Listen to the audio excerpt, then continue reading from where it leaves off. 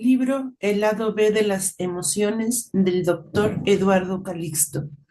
Segunda parte. No puedo ser feliz siempre. La infancia de Edgar no fue fácil. Su padre le enseñó a través de mucho esfuerzo y disciplina que solo trabajando se podía ser feliz. Eso se lo repetía todos los días su padre. Nunca te rindas. Te damos todo para que tengas lo que nosotros nunca disfrutamos. A veces, sentirse feliz junto a su familia le generaba incomodidad porque empezaba a cuestionarse que después de una gran felicidad le venía una gran tristeza o decepción.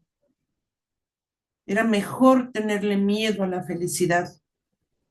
Él se dio cuenta que vive mucha presión en el trabajo. Ahora está metido en una montaña rusa de emociones y problemas en busca de solución. Está inmerso en un medio laboral muy competitivo. Cuando corre atrás de una felicidad, un logro o un éxito y lo logra, parece que su satisfacción se aleja gradualmente, por lo que busca un nuevo reto que lo motive a involucrarse en otro proyecto para reiniciar el ciclo de trabajo, desvelo y estrés. Esto sí vale la pena. El hecho de saber que no está ante una enfermedad grave le hace sentirse más fuerte, a seguir trabajando para ser feliz y nunca rendirse. Edgar piensa que solo haciendo lo correcto, porque así lo aprendió en su infancia, así le dijeron que se logra la felicidad en la vida, que descansar es para los débiles y el trabajo ennoblece, aun cuando no se detuvo a reflexionar que esto paradójicamente, lo hace menos feliz. La felicidad en el cerebro. La felicidad para el cerebro es fugaz, dura muy poco tiempo, minutos comúnmente, horas en contadas ocasiones, nunca días. Sin embargo, lo que sí puede permanecer es la expectativa y los deseos para ser felices. Por eso, el detonante de nuestra felicidad va cambiando al paso del tiempo. El cerebro quiere sentirse bien todo el tiempo. Para ello, utiliza circuitos neuronales activados que incrementan ciertas sustancias químicas que otorgan una sensación de plenitud. Dopamina y beta endorfina principalmente, asociados a la noradrenalina, acetilcolina y serotonina.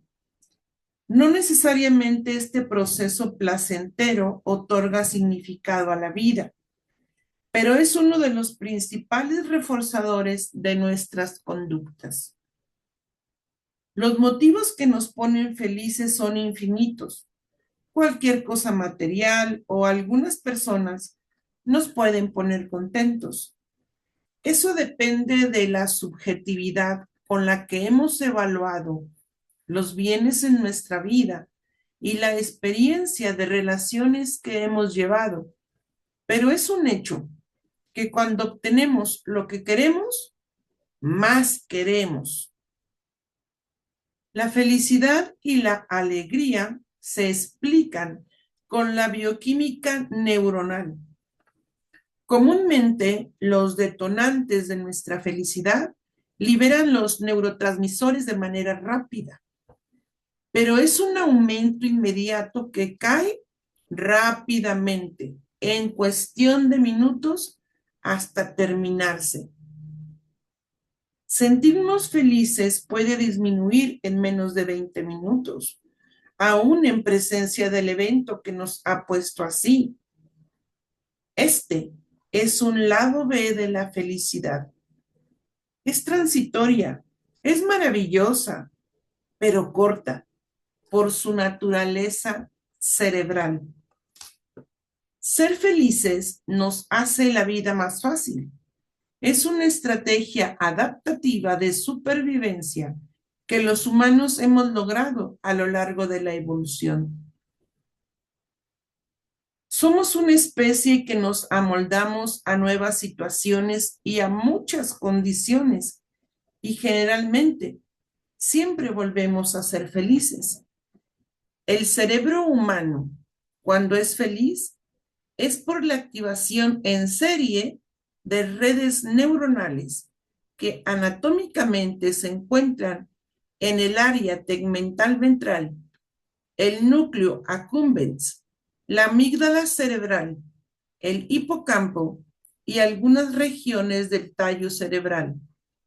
Como consecuencia, la corteza prefrontal disminuye su función, por lo que ser felices reduce la actividad de las redes neuronales involucradas en el razonamiento y la inteligencia de nuestro cerebro.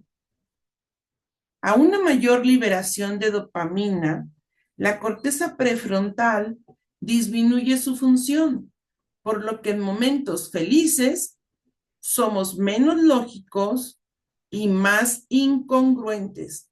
Cuando más felices decimos ser, nos convertimos en una versión transitoria de poco juicio social, inexacta y tergiversada de nuestra conducta. Cuando la felicidad aparece sin un esfuerzo consciente, está comprobado que para el cerebro, esta se desvanece más rápido. Hay varios factores que construyen y sostienen una felicidad realmente benéfica. La familia, los amigos, la salud, la autoestima y la gratitud. Varios estudios en neurociencias indican que el dinero no da felicidad.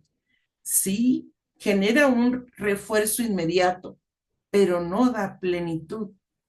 No se es más feliz si se tiene más dinero, aunque sea un satisfactor. Se les ha atribuido a cosas materiales propiedades que dan un confort fugaz, sin darnos cuenta que una mayor salud mental puede ser más importante para construir la sensación de felicidad. Está demostrado que darle mayor importancia a las experiencias nuevas y significativas en nuestra vida nos hace ser más felices que los bienes materiales acumulados. No tenemos sustrato neuronal para mantener la felicidad para siempre o por mucho tiempo. Nuestro cerebro no puede mantener la felicidad intensa por arriba de 1 hora. El lado B de las emociones. No te rías. La risa ayuda a relajar la musculatura corporal y la liberación de beta-endorfina, que por la hilaridad la hace adictiva y generadora de placer en el cerebro. En promedio, una persona de 17 años de edad se ríe al día aproximadamente 280 veces a 300 veces al día. En contraste, un individuo cuya edad es de 52 años, sus risas son en promedio de 60 a 80 veces al día.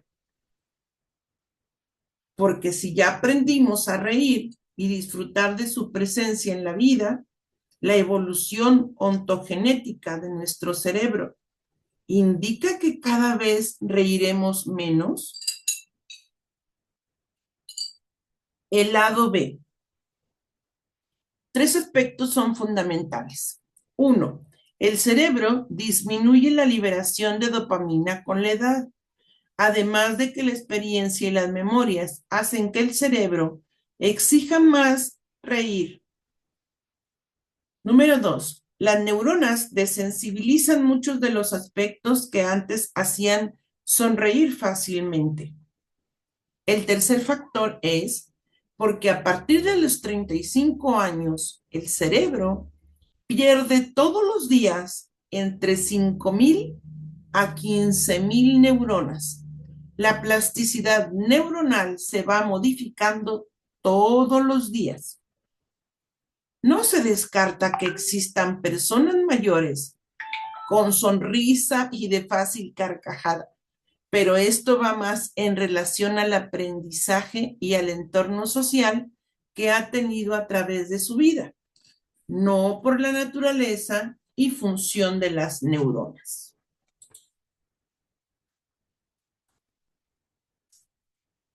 El perdón. Cuando Carol se enteró de la infidelidad de su esposo, ella ya tenía 6 hijos, 4 mujeres y 2 varones. Era una familia promedio en uno de los barrios más populares de la ciudad. La felicidad de esa casa eran las risas de esos niños que gradualmente se convirtieron en jóvenes. Carol lloró mucho. Sufrió en silencio al sentirse desplazada por su esposo, pero nunca dijo nada ni a sus hijos ni a su marido. Se prometió a ella misma quedarse en ese secreto que la hundía en una depresión mayor. Este problema fue el origen de algunas enfermedades que aparecieron de manera abrupta, entre ellas el asma bronquial y el trastorno de la alimentación, caracterizado por los atracones de comida. Carol lloraba a veces por las noches. Eso la hacía levantarse a comer a la cocina. Se comió sus penas. Subió casi 40 kilos al ingerir todos los días productos, pretendiendo esconder su tristeza o al menos olvidarla con alimentos que le daban un poco de alegría. Durante las terapias con medicamentos, largos tratamientos médicos, al permanecer estancias cortas en urgencias u hospitalizada por varias semanas, se enteró de que padecía diabetes e hipertensión. Carol lo sabía. Mucho de su enojo y tristeza era el silencio que guardó, el estrés de la ambivalencia y el enfado convertido en sonrisa ante su marido. Todo ello lo enfrentó perdonando. En las desavenencias de la vida de sus hijos, ella les enseñó a ser pacientes y dispensar. Ella le otorgó el perdón a su marido sin que él se lo pidiera.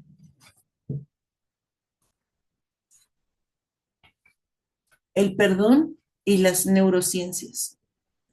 Nos tardamos menos de 2 segundos para activar las regiones neuronales que están relacionadas con la empatía y el perdón. No obstante, el cerebro perdona con mayor facilidad las ofensas crónicas que las recientes. Así como el giro del cíngulo, interpretación, asociado a regiones del sistema límbico como lo es el hipocampo, la memoria, y la amígdala cerebral, las emociones. Varias evidencias científicas muestran que una mayor concentración de oxitocina en el cerebro de los humanos los hace más empáticos e indulgentes.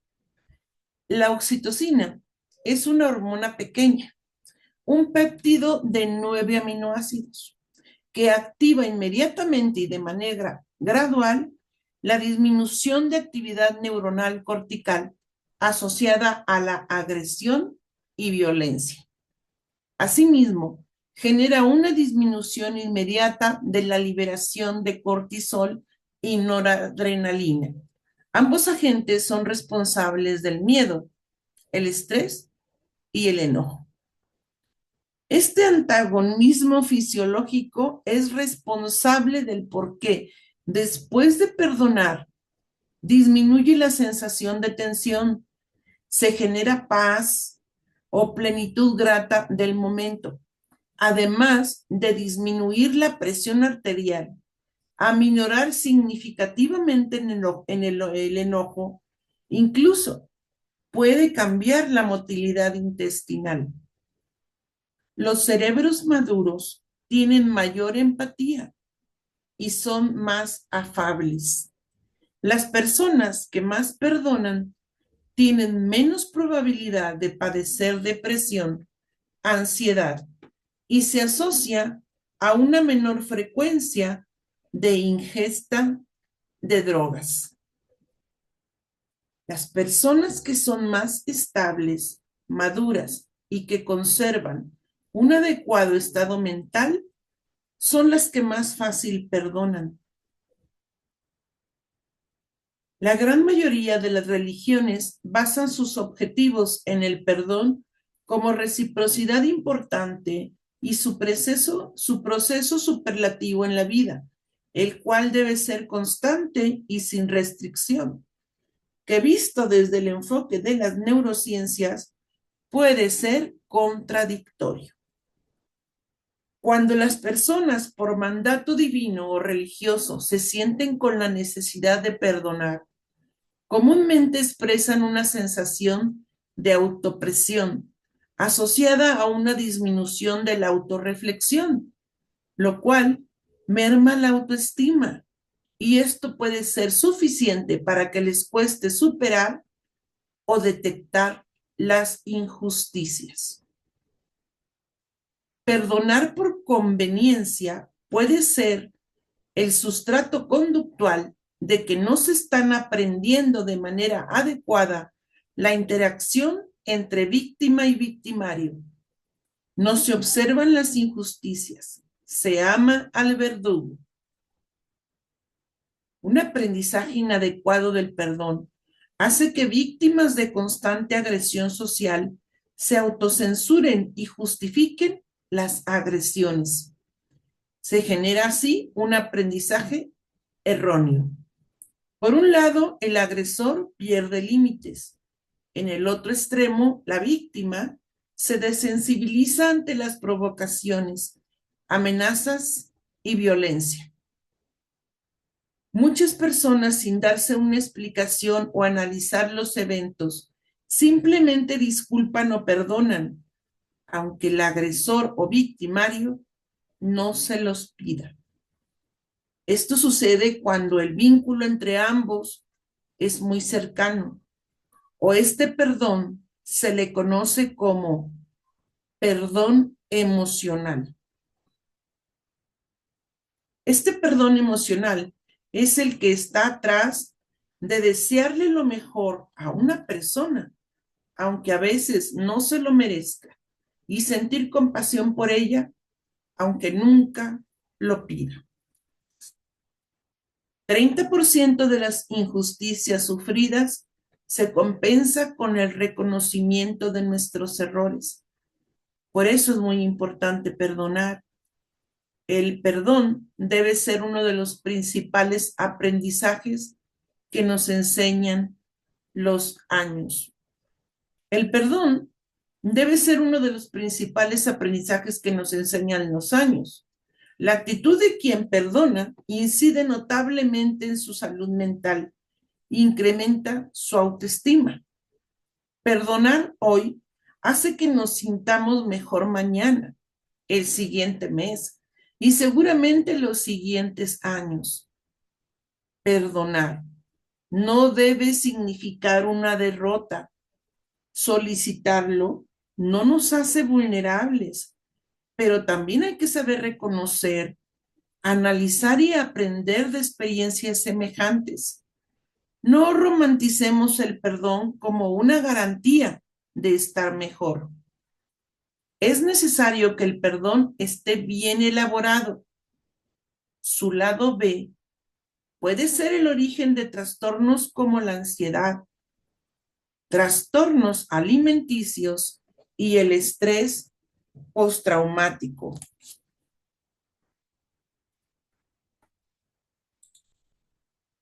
Emoción que se atenúa con el picante. Carlos llegó al restaurante 40 minutos después de la hora acordada, desanillado, despeinado, desorganizado en su vestimenta, la corbata chueca, la camisa desordenada, sudoroso, sumamente nervioso, con una risa fingida y pidiendo disculpas en cada frase que decía o respondía. Los comensales que ya se encontraban ahí amablemente le pidieron que se sentara y se tranquilizara. Carlos en sus pensamientos ya se había adelantado a un escenario futuro inmediato de que ese retraso impediría la discusión de lo que realmente le interesaba. Dos cláusulas que lo dejaban a él en condiciones vulnerables. El hecho de haber llegado tarde le hacía sentir que sería improcedente sugerir el cambio de esas cláusulas. Aún más, el enojo que él tenía contra sí mismo por haberse confiado en llegar a tiempo al restaurante y no pensar que el caos estaría en ese momento tan importante. En fracción de 5 minutos, Carlos estaba con una sensación hormigueante y placentera en la boca, con tranquilidad y degustando el sabor intenso de lo picoso. A los 15 minutos, Carlos Díaz sonreía sinceramente, bromeaba y se carcajeaba. A los 30 minutos, sentía que había valido la pena la convivencia y el intercambio de anécdotas con los otros comensales. No obstante sentirse aún un poco apenado, se encontraba muy relajado. La comida duró prácticamente 2 horas. La disfrutó de principio a fin. La firma de los contratos se logró sin ningún contratiempo y de manera sencilla negoció adecuadamente las cláusulas que le preocupaban. Un aspecto muy importante era que el picante originaba una sensación placentera después de comerlo. Lo primero que hace antes de una comida es exponerlo de manera sutil a alimentos picantes. Hasta ahora nunca falla. El picante disminuye el enojo o la intolerancia. El picante y el cerebro. Durante el enojo o una molestia grande, el cerebro tiene por efecto activar redes neuronales que inician en la amígdala cerebral, el tálamo y el hipocampo. El enojo genera un proceso de interpretación en la corteza somatosensorial, generando con ello cambios en la percepción de muchos de los eventos que tenemos cotidianamente. El cíngulo y la amígdala cerebral cambian de interpretación los estímulos externos, dando como resultado que en la gran mayoría de las cosas que nos suceden nos hagan sentir vulnerables y al mismo tiempo generan una actitud de enojo que puede llevar a la violencia. Gradualmente, la corteza prefrontal deja una atención específica solamente a las cosas que creemos que valen la pena. La región del cerebro, conocida como ínsula, cambia el procesamiento de las señales de información de manera inmediata, generando la percepción de un dolor físico o moral en la medida que más nos sentimos molestos. Comer picante puede modificar la manera como percibimos el dolor, ya que puede activar de manera selectiva las redes neuronales que nos hacen enojar. Sin embargo, se obtiene una respuesta a corto plazo de generar placer. El picante tiene un principio activo que se llama capsaicina, la cual es una estructura semejante a la vainilla, pero que en los receptores de nuestra boca, conocidos como RPBI, modifica la sensibilidad al calor, al dolor y al ardor. Comer picante hace que las papilas gustativas y nuestros carrillos bucales sientan dolor.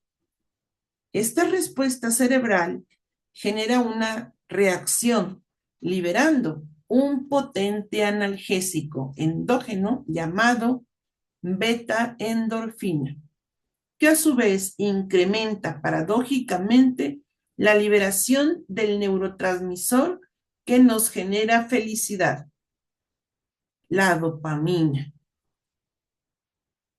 La sensación de ardor o dolor, por lo tanto, genera como consecuencia un efecto secundario, la sensación agradable después de haber consumido picante.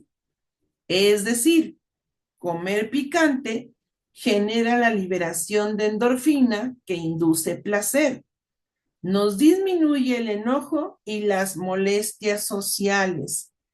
El picante genera una sensación de control, es decir, el dolor generado es esperado y al mismo tiempo no nos sentimos impotentes ante él, ya que podemos tomar de manera consciente la decisión del momento en que queremos terminar este sufrimiento.